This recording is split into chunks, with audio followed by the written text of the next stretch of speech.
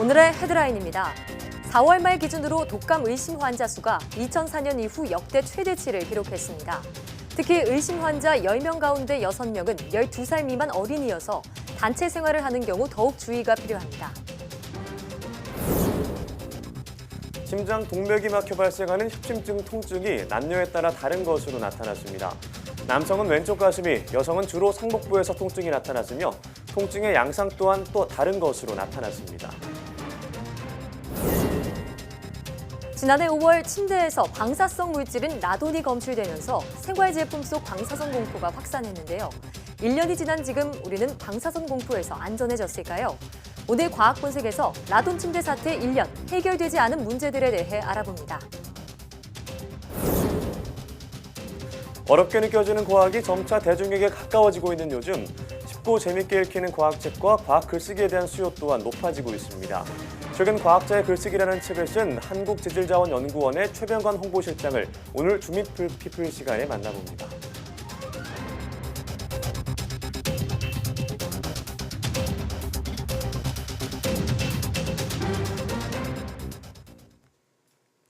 여러분 안녕하십니까? 사이언스 투데이입니다. 지난해 어린이들이 가장 많이 앓은 질환은 급성 기관지염이었던 것으로 나타났습니다. 건강보험심사평가원이 발표한 어린이가 많이 앓는 질병 자료를 보면 지난해 외래 진료가 가장 많았던 건 급성 기관지염이었고 치아 발육장애, 충치, 비염이 뒤를 이었습니다. 취향 여부에 따라 살펴보면 취약 전 어린이는 상대적으로 면역력이 약해 중이염과 수족구병 등 감염 질환이 많았고 초등학생의 경우 저학년은 시력 이상, 고학년은 근골격계 부상이 많았습니다.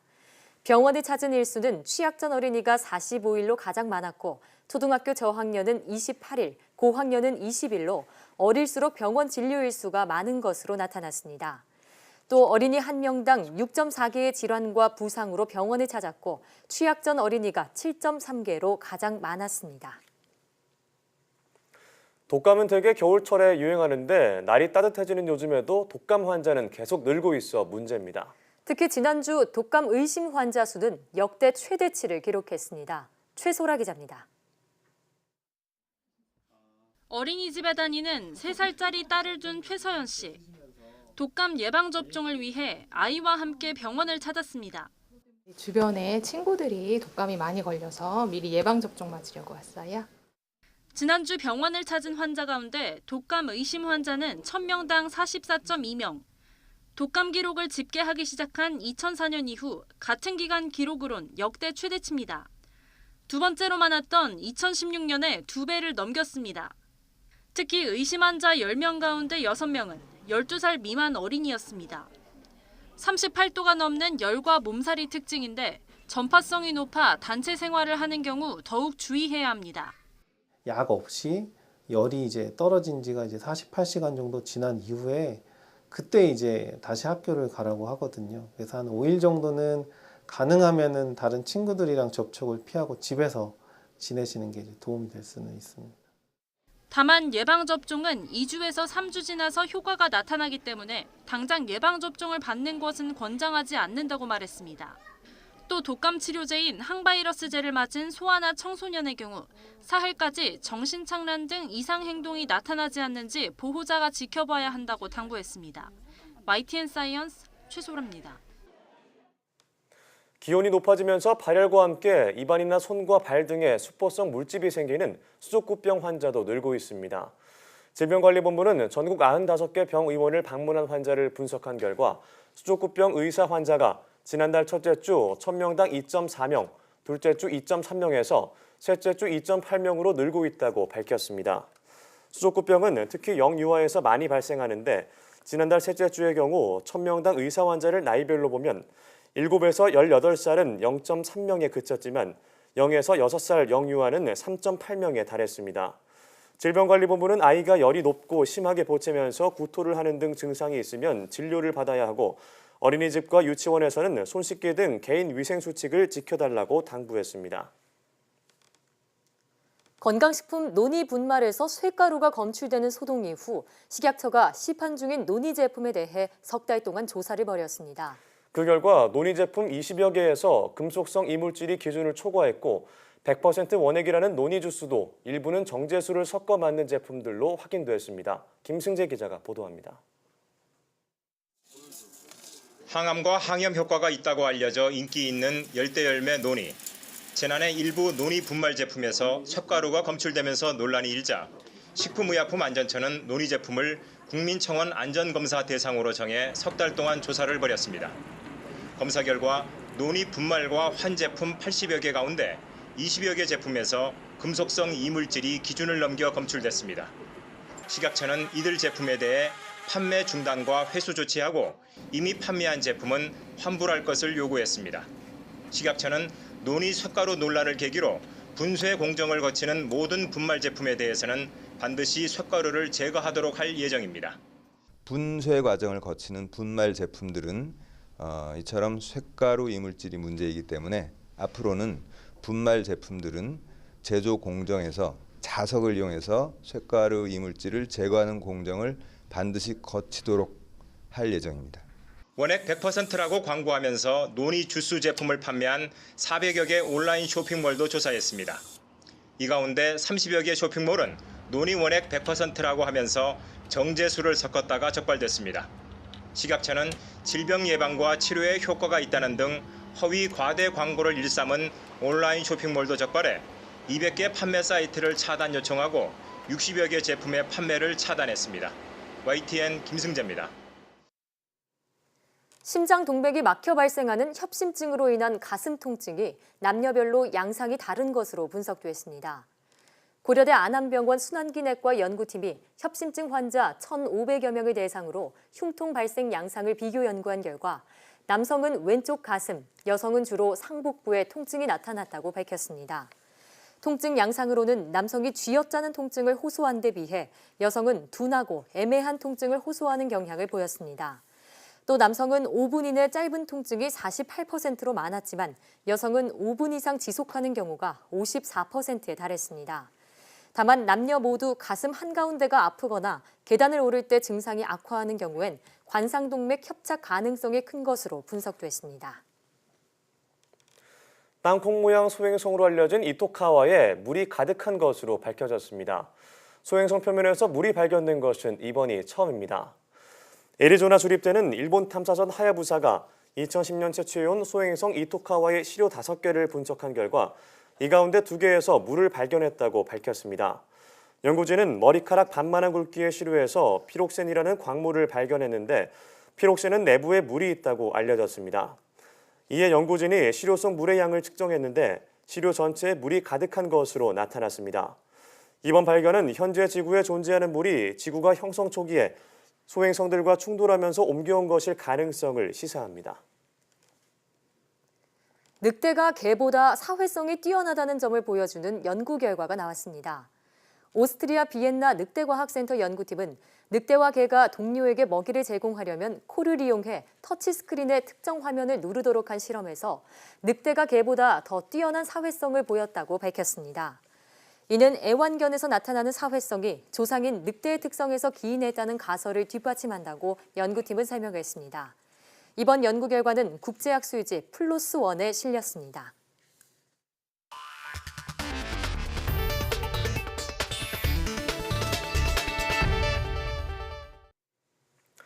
80살 이후에 나타나는 새로운 유형의 치매가 있다는 연구 결과가 나왔습니다. 미국과 영국 등 국제 공동연구진은 아밀로이드 베타와 타우 단백질의 이상으로 생기는 알츠하이머 치매와 달리 TDP43이라는 단백질에 문제가 생겨 발생하는 새로운 유형의 치매를 확인했다고 밝혔습니다. 비정상 TDP43 단백질은 80살 이후 노인들에게 주로 나타났습니다. 연구팀은 앞으로 더 많은 연구가 필요하지만 새로운 유형의 치매 발견이 치매에 대한 이해와 연구의 새로운 출발점이 돼야 한다고 강조했습니다. 이번 연구 결과는 국제학술지 브레인 최신호에 게재됐습니다. 국내 연구진이 암세포를 공격하는 NK세포의 기능을 강화하는 기술을 개발하고 관련 기술을 기업에 이전했습니다. 한국화학연구원 이창훈 박사팀은 NK세포가 암세포를 인지하는 능력을 높이는 물질을 개발해 결과적으로 암세포 사멸 능력을 향상했다고 밝혔습니다. 혈액암과 간암 모델을 대상으로 실험한 결과 새 NK세포 치료제는 기존보다 2배 이상 암세포 사멸 효과를 보였습니다. 화학연과 기술이전 기업은 앞으로 공동 연구를 통해 기술 상용화를 추진할 계획입니다. 경북 안동의 봉정사 극락전과 영주 부석사 무량수전은 800년을 넘긴 우리나라에서 가장 오래된 목조 건축물로 알려져 있습니다. 철근 콘크리트에 밀려나 있던 우리의 한옥 문화를 되살리고 목재 산업 활성화를 위한 움직임이 새로 시작됐습니다. 이정우 기자입니다. 반드시 지어진 현대식 5층 건물. 콘크리트 건물이 아닌 우리나라에서 가장 높은 목조 건축물입니다. 지난 2017년 경기 수원의 4층 목조 건물보다 높은 19.1m로 우리나라 목조 건축사의 새 장을 열었습니다. 지구 온난화가 심화하면서 현대 건축은 인간과 자연, 환경을 고려하는 방향으로 전환하고 있습니다. 때맞춰 목재가 21세기 주요 건축 소재로 다시 주목받고 있습니다.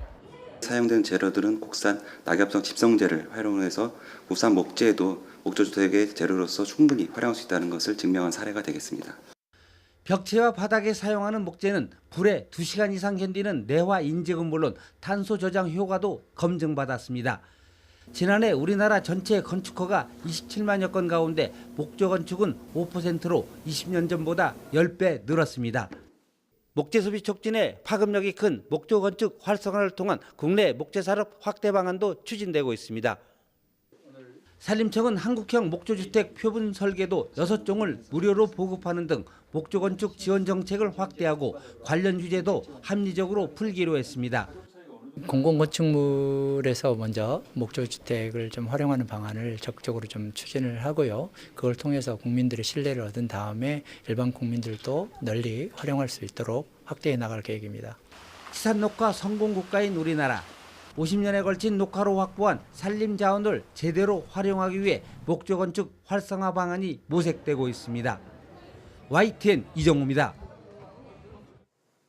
1분기 글로벌 스마트폰 시장에서 삼성전자가 20%대 점유율로 1위를 지켰지만 2위 화웨이와의 격차가 4%포인트에 불과한 것으로 나타났습니다.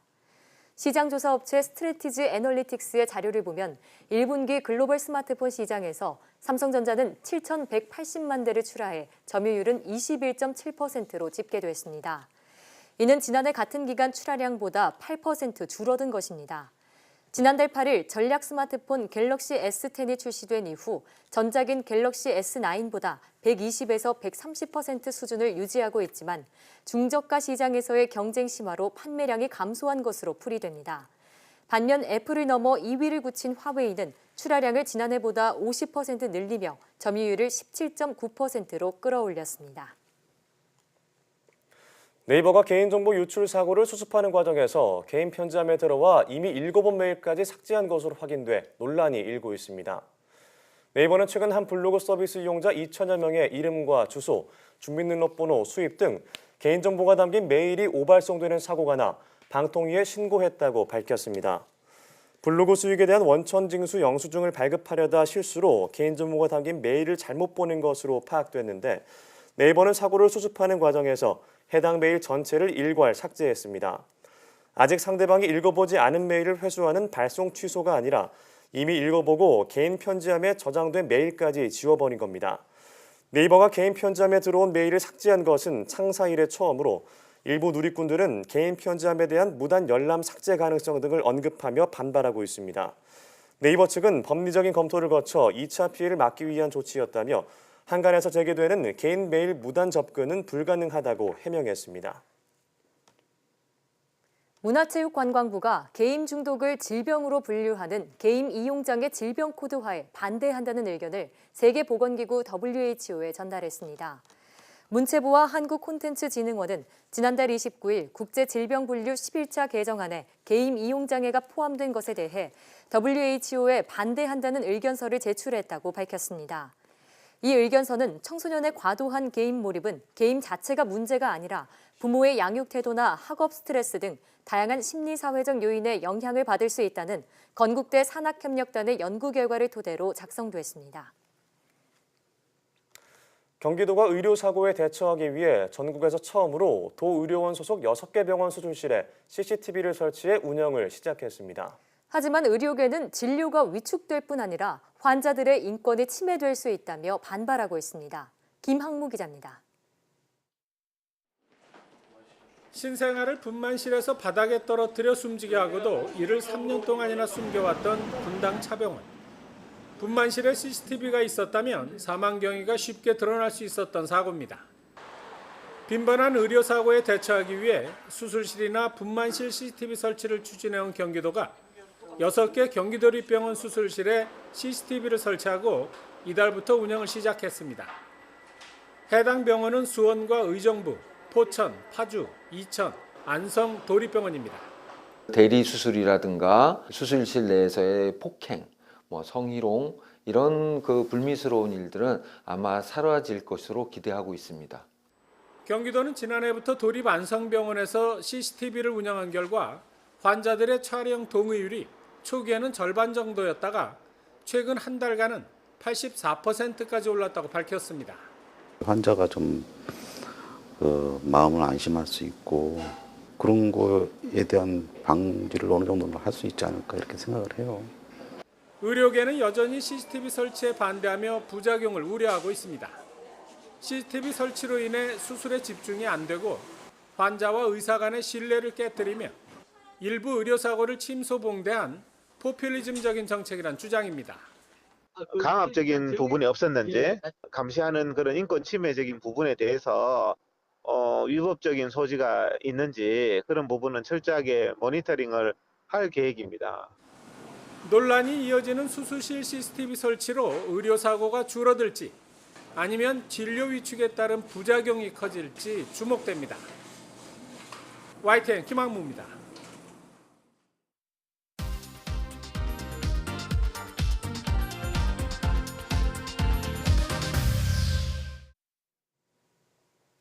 영화 인터스텔라나 그래비티처럼 과학적 사실을 바탕으로 한 공상과학 영화가 인기를 얻고 있습니다. 또 TV 프로그램에서는 과학자들이 패널로 등장하는 모습도 흔히 볼 수 있는데요. 어렵게만 느껴졌던 과학이 점차 대중에게 가까워지는 요즘, 과학자에게도 자신의 생각을 잘 정리해서 표현할 줄 아는 능력이 필요한데요. 오늘 주민피플에서는 최근 과학자의 글쓰기라는 책을 출판한 한국재질자원연구원의 최병관 홍보실장을 모시고 이야기 나눠보겠습니다. 네, 어서 오세요. 네, 어서 오세요. 안녕하세요. 네, 실장님 반갑습니다. 네. 자, 우선 책 이야기를 먼저 해보고 싶은데요. 네. 제목이 과학자의 글쓰기라는 책입니다. 어떤 내용인지 먼저 소개 부탁드리겠습니다. 네, 과학자의 글쓰기는 과학자가 글을 쓰기 위한 노하우를 제가 그동안의 경험을 바탕으로 이렇게 정리한 책입니다. 네. 그래서 이제 크게 한 4가지 파트로 구성됐는데요. 첫 번째는 과학계의 현재 글쓰기 현황이 어떤지 그런 현황과 전망 같은 거를 했고, 두 번째는 과학자가 왜 글을 써야 하는지, 그다음에 또 쓰려면 무엇을 써야 하는지, 어떻게 써야 하는지 이런 분들을 이렇게 정리를 했습니다. 그리고 이제 하나 얘기하면 그 책에 2장에 어울리는 책이라는 그런 코너가 있는데요. 네, 봤어요. 그 부분이 이제 어떤 서평가가 얘기도 이거 참 기발한 아이디어다 이렇게 했는데 그 부분은 이제 과학자들이 아니고 일반 독자들도 이제 일반적으로 과학적으로 좀 쉽게 접근할 수 있도록 그런 책을, 그런 코너를 따로 넣었습니다. 네, 저도 좀 독특하다 이런 생각을 했었는데요. 네. 자, 13년간 기자 생활을 하시다가 이제는 지질자원연구원 홍보팀에서 과학자와 대중의 소통을 하는 좀 징검다리 역할을 하고 계십니다. 그렇죠. 과학자에게 글쓰기가 중요하다 이런 생각은 언제 처음 하게 되셨나요? 뭐 요즘 많이 들어보시기는 요즘에 이제 과학 전성 시대다, 과학 뭐 대중화 시대다 이런 얘기를 참 많이 합니다. 그래서 이제 대중들이 알고 싶어 하고 또 예전과 달리 이제 과학에 대해서 많이 궁금증을 가지고 있는데요. 제가 연구원에서 일하면서 한 5, 6년 전부터 과학자들이 자기 생각을 잘 전달하기 위해서 글쓰기가 중요하다는 것을 많이 느꼈습니다. 그리고 실제 그런 과학자들한테 그런 얘기도 사실 많이 들었거든요. 그래서 이제 그런 부분들을 강조하다 보니까 이렇게 얘기가 됐고요. 이제 과학자들은 그동안 사실 논문 등 이런 학술적 글쓰기를 많이 했거든요. 근데 이제 과학자들이 이제 본인이 연구한 분야를 대중들에게 잘 설명하고 이해하기 위해서 과학 대중화 글쓰기가 중요하다는 것을 한 5, 6년 전부터 많이 느꼈습니다. 자, 그러면은 이 책을 쓰게 되신 결정적 계기 같은 것도 들어볼 수 있을까요? 네, 아마 작년 초 같았습니다. 작년도 이제 제가 그 전에도 이제 책을 좀 썼는데 그리고 쓰고 나니까 대덕 연구단지의 이제 과학자들이 이제 글쓰기를 좀 조금 지도해달라 이렇게 얘기를 많이 했거든요. 네. 근데 이제 한두 명을 전부 이렇게 모아서 하기가 어려우니까 예. 한 클래스를 만들어서 이렇게 운영을 했었습니다. 네. 근데 제가 생각했던 것보다 과학자들의 반응이 너무 좋았습니다. 기자 출신이시기도 하니까요. 네, 네. 그래서 이제 그분들이 연구한 것 또 생활하면서 글쓰기가 많이 중요하다고 느꼈던 그렇게 느꼈던 거죠. 과학자들도. 그래서 지금까지 사실 출연연에서 정부 출연연에서 하는 글쓰기는 사실 과학자들의 수요를 이렇게 좀 반영하지 못한 면이 좀 있거든요. 그래서 저는 과학자들이 일단 알고 싶고 배우고 싶어 하는 그런 니즈에 좀 맞는 이런 책을 출간하자는 이런 생각을 좀 했습니다. 예. 그래서 좀 한마디로 얘기하면 과학자들에게 좀 맞춤형 네. 이런 책이다 이렇게 좀 제가 이렇게 얘기를 할 수 있을 것 같습니다. 그렇군요. 사실 저도 글쓰기에 좀 두려움을 갖고 있는 사람 중에 한 명이어서 네네. 굉장히 도움이 될 것 같다는 생각이 드는데요. 사실 학창시절에 문이과 나뉘면서 과학자들이 글 쓰는 것에 좀 어려울 수 있겠다라는 생각이 들면서도 네, 뭐 네, 논문이나 그렇죠. 이런 거 쓰면은 어렵지 않을 것 같은데라는 생각도 네. 들거든요. 자, 실제로 현장에서 만난 과학자들의 얘기는 어땠는지 또 궁금해요. 과학자들은 아까도 좀 얘기했지만 지금까지 그 과학자들의 언어로 또 과학자들 그들만을 위한 글을 상당히 많이 써왔습니다. 네. 또 논문 등 전문 지식과 관련된 그 과학자에게만 통용되는 그런 글쓰기를 해왔다고 할 수 있겠는데요. 그 과학자들이 대중과 소통할 수 있는 글을 쓴 경험이 거의 없지 않습니까? 네. 그래서 전문 용어가 너무 많고 그렇기 때문인데 그런 전문 용어가 많아서 또 이해하기도 어렵고 의도를 파악할 조차 못할 때도 있거든요.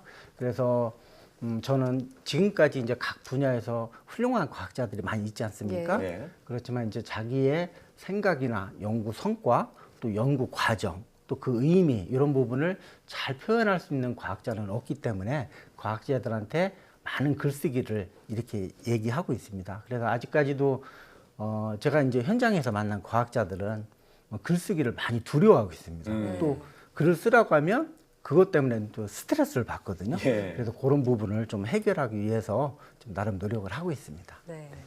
말씀 듣다 보니까 지금 네. 쓰신 책이 지금까지 이런 과학 글쓰기 책은 없었다 이런 생각도 드는데요. 네. 자, 과학 글쓰기 노하우가 있다면 살짝 공개해 주시죠. 네. 그 제가 이제 과학자들하고 얘기를 하다 보면 이제 제가 이제 이렇게 코멘트를 과학 글쓰기를 좀 해라 이렇게 얘기를 합니다. 그러면은 네. 과학자들은 나는 쓸 게 없다 이런 얘기를 참 많이 합니다. 네. 근데 그게 아니고 제가 생각할 때는 과학자라면 보통 뭐 10년, 20년 많게는 30년까지 자기 분야에서 연구를 한 사람들이거든요. 예. 그래서 그 분야를 쓰면은 된다고 자신의 저는 연구 생각합니다. 분야네요. 예, 예. 그리고 이제 방금 전에 이제 뉴스에도 나왔다시피 저희 연구원 한번 예를 들어보면 저희 연구원 같은 경우 이제 뉴스에 나온 라돈이라든지 또 요즘에 많이 이제 이슈가 되고 있는 지진, 예. 그죠? 미세먼지, 네. 뭐 이런 부분들에 대해서 연구를 하고 있거든요. 그래서 그런 부분들을 그냥 대중들의 눈높이에 맞게 써라 쉽게. 이렇게 추천을 하고 있습니다. 자, 그러면 뭐 글을 잘 쓰기 위해서는 저희가 흔히 많이 듣기로는 뭐 다독, 네. 다작, 다상량 네. 이 얘기를 하잖아요. 네, 네. 사실 근데 이게 짧은 시간에 될 수 있는 게 아니라 네. 좀 짧은 시간에 우리가 글을 쓰기 위해서 어떤 방법이 있다면 또 어떤 게 있을까요? 아마 이제 그런 얘기를 송나라 때 구양수가 예. 이제 삼다라고 해서 그런 표현을 쓰지 않았습니까? 네. 그런데 이제 과학자가 글쓰기 실력을 키우려면 제가 생각할 때는 단기간에 어떤 집중적으로 공부를 하는 것이 좋습니다. 네. 예를 들어서 그냥 눈 질끈 감고 예. 한두 달 정도 집중적으로 공부하면 글쓰기 실력이 사실 쑥쑥 늘어나서 글 쓰는 거에 대한 공부를 말씀하시는 네네 거예요? 그렇게 네. 단기 강좌를 하면 아마 본인도 아마 그런 실력 향상되는 거에 대해서 좀 놀라곤 합니다. 제가 경험으로 보면.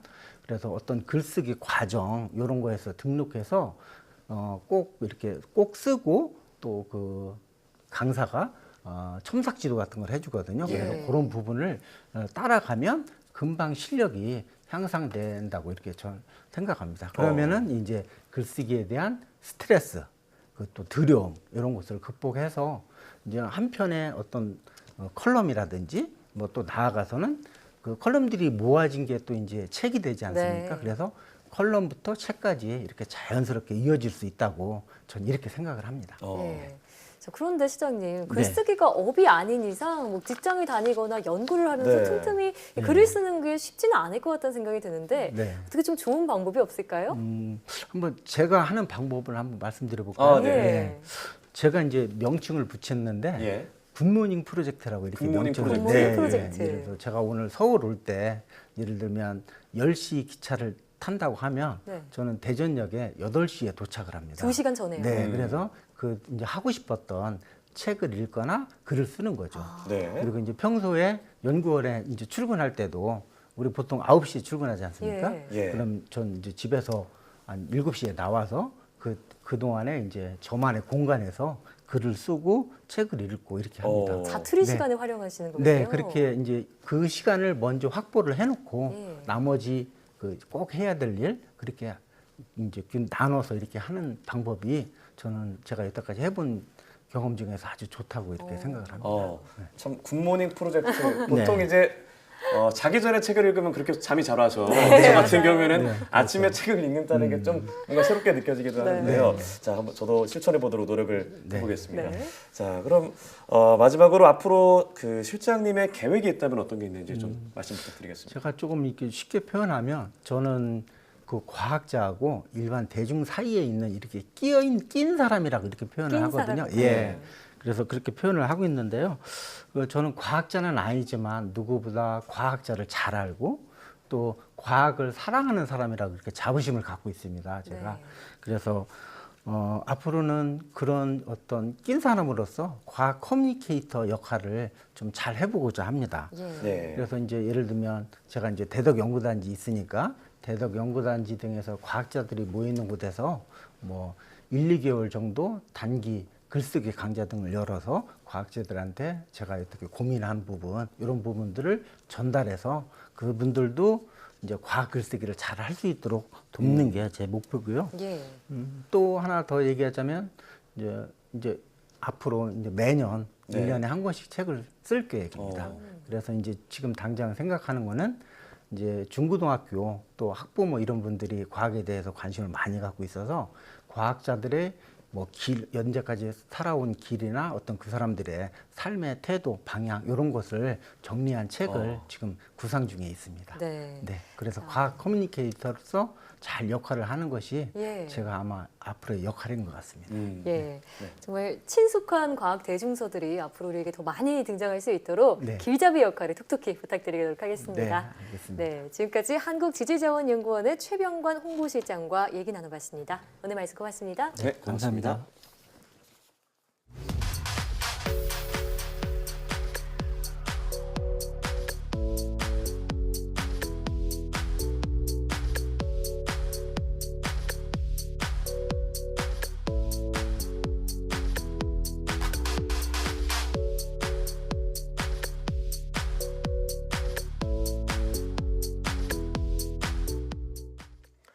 네, 인공강우 실험은 1946년 미국 제너럴 일렉트릭의 연구원이었던 빈센트 셰퍼가 4,000m 상공에서 구름에 드라이아이스를 뿌리는 데서 시작했는데요. 실험실에 냉각 상자 온도를 떨어뜨리기 위해 드라이 아이스 조각을 넣었을 때 작은 얼음 결정이 생기는 것을 보고 인공강우의 가능성을 발견했다고 합니다. 네, 현재 미국 여러 개 주에서 날씨 조절을 위한 인공강우가 실시되고 있지만 미세먼지를 줄이기 위한 인공강우 성공 사례는 아직 없습니다.